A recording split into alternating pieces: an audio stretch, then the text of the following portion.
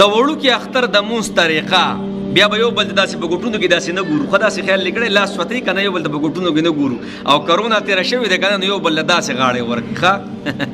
تاسو دا ویډیو وګورئ بیا د مونځ مکمله طریقه ته بیانوم او دا ویډیو د خندا ولې تاسو اشتراک کوم په دې کې یو عبرت دی ښه السلام علیکم حباب ابو الرجال حباب ابو الرجال حباب ابو النسب طيب يا سيدنا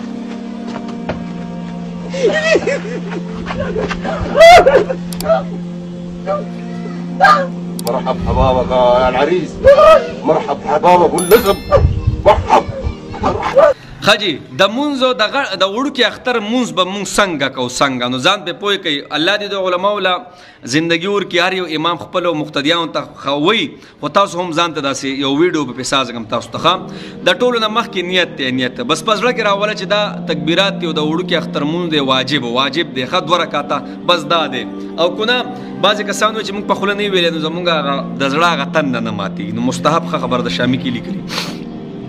نیت پسنګ کوم نیت دا وکې نیت مې وکړو د زړه د خلاصه 2 رکعته واجب مونځو د وړوکي اختر سره د زیدو تکبیراتو سره پوه شوې په دې حاضر وخت په دې حاضر امام پسې خاص خدای تعالی را محمد کعبې شریف ورکړو الله اکبر بس دا خبره ختمه او دا ټولې خبرې په زړه کې راوله قصد اراده د زړه نه ده خو دا دې په خوله وم نه وي بس پوره ده صحیح ده خو بهر کې ډېر ملګري وي په خوله وایو نو دا به وي صحیح شو د هغې نه پس الله اکبر مولي صاحب وي نو ثنا به ووایي سبحانک اللهم وبحمدک او تبارک اسمک او تعالی جدک ولا اله غیرک صحیح شو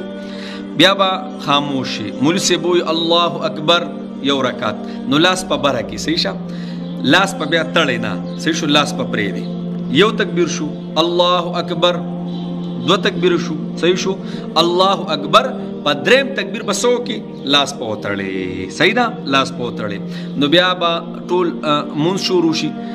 دا یو رکعت وشو مطلب رکوع وشوه بیا سجده وشوه بیا 2م رکعت ته پاسې دی نو په 2م رکعت کې به بس مولوي صاحب به قرات شروع کړي صحیح شو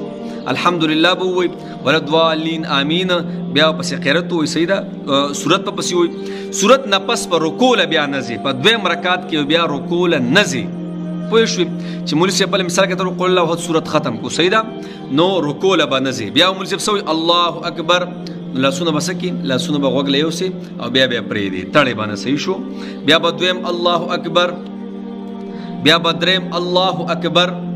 په 4م الله اکبر به څه کې ابه لاس سوتی نه ښه 4م الله اکبر د رکوع دپاره دی نو 4م الله اکبر چې ووایي نو بیا به څه شي بیا به رکوع له لاړ شي نو بس څه دی دا د وړوکي اختر مونځ دی ګورې لاول کې الله اکبر دی وي سبحانک اللهم دی وي صحیح ده ولا اله غیرک پورې دی وي نو مولوي صاحب به 3 پیرې الله اکبر ووایي 3 پیرې به لاس سوت کې لاس په تړي نه په 3مه پیره به بیا څه کې لاس په وتړي صحیح شو بیا مولوي صاحب الحمد تر د ولدوالین امین بیا به سورت ووایي بیا به رکوع کې بیا به سجدې وکړي بیا به راپاسي بیا به الحمد نه ولدوالین امینه پورې او بیا به پسې دغه وکړي صحیح ورته سورت به ووایي سورت نه پس په رکوع له نه ځي الله اکبر چې وې نو 3 پیرې به بیا لاس سوت کې صحیح ده په 4مه پیره به بیا الله اکبر ووایي صحیح شو رکوع به وکړي سجده بس خبره ختمه د هغې نه پس بیا مولوي صاحب خپل حساب کتاب کوي دا ویډیو مې ولې شیر کړی ټولې ګیلې مانې ختمې کوي مړه خبره پوه شوې ټولې ګیلې مانې ختمې کوي اختر دی دې ته نه ګورم چې زما غلطي ده دا هغه غلطي ده وې زما غلطي ده بس د الله د رضا پر ټولو سره ملاقات وکړي د الله د رضا دپاره ورشي غاړه غټئ هر یو ته میلاو شي دا دې موږ نه وایو چې دا غلطي ده لکه څنګه چې دا کس دی که نه دغه مې څه د خندا لپاره تاسو سره شیر کړه نو غاړه یو بل سره میلاو کوي مینه محبت عام کوي نفرتونه مکمل ختم کوي پوه شوې هر څه ختم کوي بس